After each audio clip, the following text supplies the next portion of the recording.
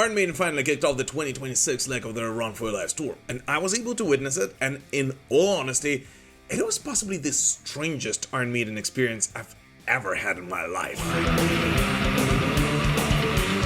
Well, first of all, as most of you who follow me on Instagram or here know, I was able to witness the Iron Maiden gig in Sofia, Bulgaria. So their second show on the Run for Your Lives 2026 tour. And given that, I actually tried to keep myself as far away from spoilers as I possibly could.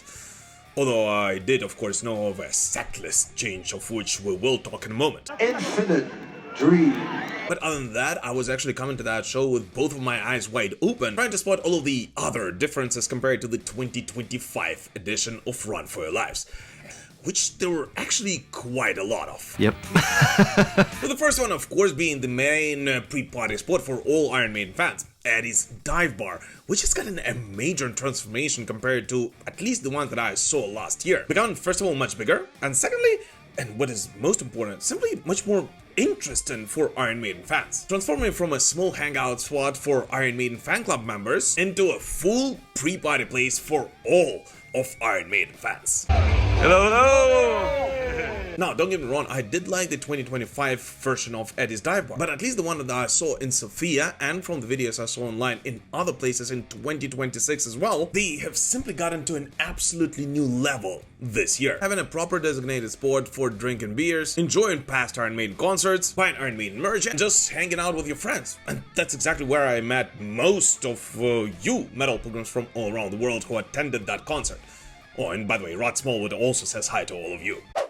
Merch-wise, this year did not bring many surprises. Meaning, although there were a couple of cool new designs, there was nothing extraordinary, special, or absolutely new that we have not seen before. And one thing that I personally regret a lot is that Sofia, the show that I was able to attend, unlike Athens and Bucharest, did not get their own event t-shirt. Which, as I always say, I feel like is a missed opportunity. And not only for Iron Maiden or this particular gig, but for any rock and metal show. As gig-specific merch designs, in my opinion, would sell much, and I mean much better than anything else at any given concert. But nevertheless, I was really pleasantly surprised with the transformations Eddie's Dive Bar has gotten through this year. As let's be honest here, it is such places, and especially if they're close to the venue itself, that usually help create this very special atmosphere around the concert. And I still have no idea why the flip it was not open after the show itself, when thousands of fans were looking for a place to have a pint. Why? But nevertheless, despite having invitations from First to the Barrier, for which, by the way, I'm very thankful to each and every one of you who offered it, specifically because I wanted to meet as many metal pilgrims as possible at Eddie's Dive Bar before the show, I ended up going to the venue slightly later than I usually would. Meaning not 6, but 2 or 3 hours before the show, so right in time for Anthrax to hit the stage. Who, by the way, although I'm not a huge fan of Anthrax, were super fun to watch. And especially seeing them performing their new song It's For The Kids, with an actual kid headbanging to it.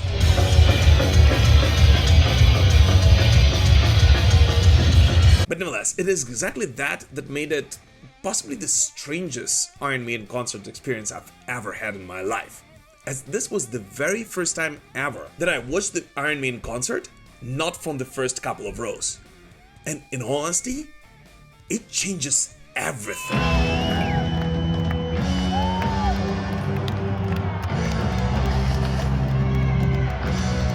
Now, first of all, when you watch an Iron Maiden gig close to the barrier, you are surrounded by like-minded Iron Maiden freaks. Meaning nerds like myself and most of you on this channel who know every song and sing every freaking word of the lyrics together with Bruce Dickinson and Steve Harris. And from there, it actually feels like the entire stadium is filled with the crazy maniacs like yourself.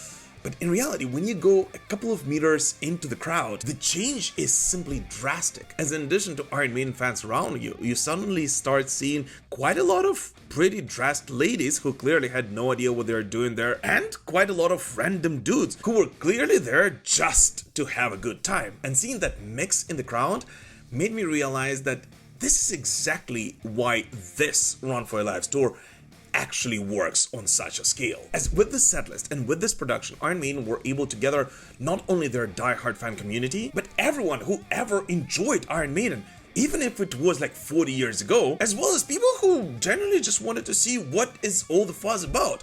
And seeing the normies having extreme amount of fun during that concert, despite most likely not being able to name at least 50% of the songs in the setlist, was exactly what made me realize why this tour and its enormous production actually works, as it is one thing to gather your loyal fans and a completely different to expand the invitation to everyone else, to be able to fill stadiums on tour night after night. And why Iron Maiden, no matter what, 50 years into its career, is still one of the biggest musical acts on the planet.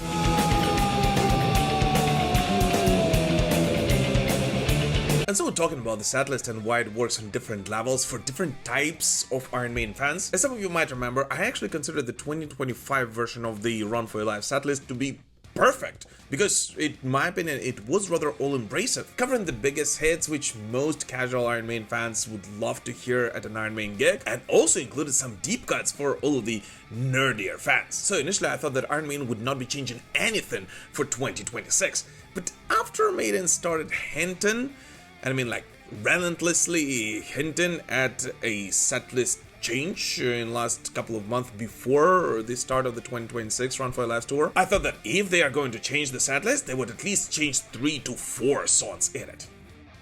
Yeah, spoiler, I was absolutely wrong. Yeah, unbelievable. And instead, the only setlist change we see in 2026 is the swap of one Seventh Son of a Seventh Son song to another one, which immediately became a highlight of the entire show for me personally.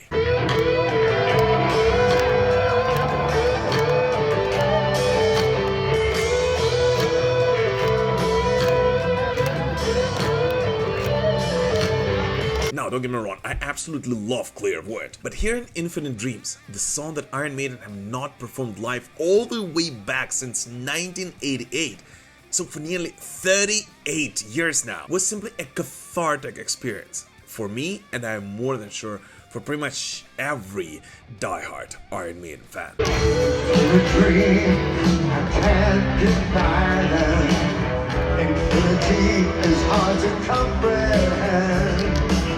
Now, I saw a lot of different responses to this song being played live in 2026, varying from it being simply a masterpiece to some people complaining about the whole fact that the band slightly changed the arrangement of Infinite Dreams to fit, well, first of all, the 3-guitar lineup that Iron Maiden has, as once again, they have not actually performed it live with 3 guitarists ever before this year. And secondly, to make this very demanding song, and especially demanding vocally, a bit more sustainable and actually make it work on a grand tour like Run For Your Lives is this year. Even in my wildest dreams. And in honesty, this is one of those rare occasions where I don't even understand what those people are talking about. If you ask me, this version and this arrangement of Infinite Dreams is simply flawless. And the whole fact that they're giving this gift to all their fans today, 38 years later, and the whole fact that we will actually finally get a live version of it recorded in Paris is, in my opinion, simply a blessing for the entire Iron Maiden family.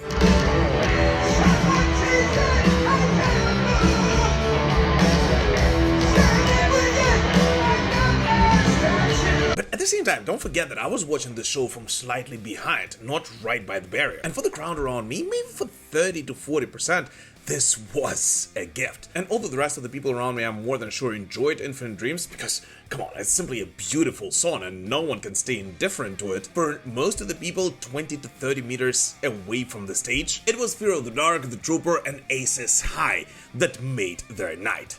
And once again, this simply shows why the setlist works on so many different levels and for so different types of Iron Maiden fans, as 72, maybe 80% of the crowd on this tour do not come for Infinite Dreams or Seventh Son of a Seventh Son, but rather come to have a good time to some of the biggest hits in Iron Maiden's entire catalog. And it is that balance that allows Iron Maiden to tour these massive arenas in celebration of their 50th anniversary. The boys form on stage, I feel like there's almost no point in discussing it in details, because on one hand, well, yes, it's the beginning of the tour, and we all know it's simply impossible to make it flawless from the first or the second night on. But on the other hand, I have to point out that, at least in my opinion, the band actually sounded much tighter than they did last year. With Simon feeling so much more comfortable with material, and what is most importantly, so much more confident in himself, which you can simply see from the crowd. And I actually feel like not only him and Steve, but also Simon and the guitarist have become much more in sync than they were last year.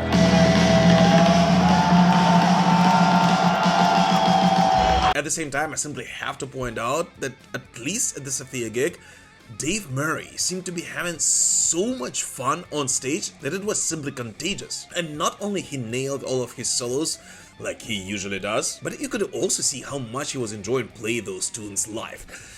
Which, I guess in my opinion, says a big hello to everyone who believes in those conspiracy theories, which we all know circulated online for quite a while now. It's just outrageous. But the most jaw-dropping surprise, at least for me, because once again, I tried to stay away from spoilers after the first night in Athens, was Adrian's gorgeous new Lado Earth guitar, which did not only sound flawlessly, but also simply looked badass on stage, being a true homage to the legendary Power Slave tour, which happened over 40 years ago. And by the way, guys, I'm not gonna go into the details of this particular guitar in this episode, but my friend from Licks of the Beast, whom if you don't know about yet, you should definitely check out right after watching this episode, did an extensive episode on this particular guitar. And since we all, of course, are blood brothers in our heavy metal community, I do implore you to check it out after watching this video.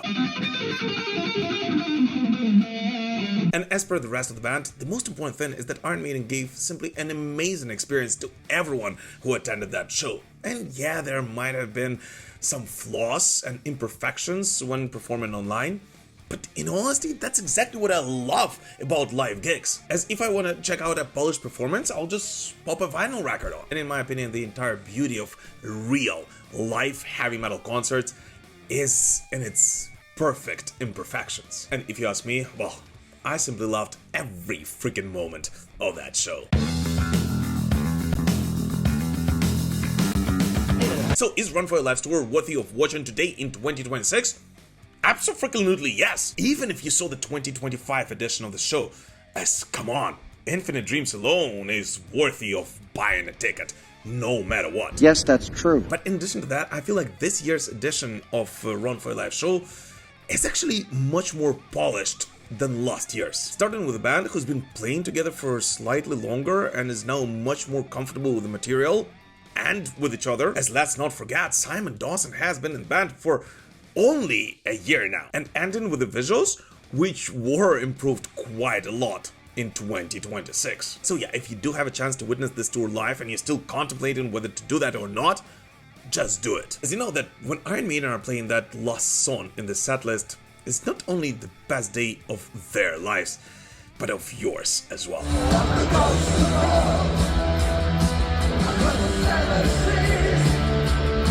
And last but not least, after my brief conversation with Rod Smallwood, quite a lot of people have been asking me about the future of Iron Maiden and whether this will be their final tour ever. And so I simply have to point out that although the band did say that they will take 2027 off, which is a point for another speculation, of which we will talk sometime soon, Bruce Dickinson himself at the end of this show said that they will be back in Bulgaria for sure. And that was a promise made from stage. So yeah, although of course the end is inevitable, this band still has a couple of good years left in its pocket. Yes. But anyways, what do you guys personally think about the 2026 edition of Run For Your Life tour? And are you planning to see this tour live this year? Please let us know in the comments. As always, thank you so much for watching this video, guys, and we will prevail. Slava Ukraini!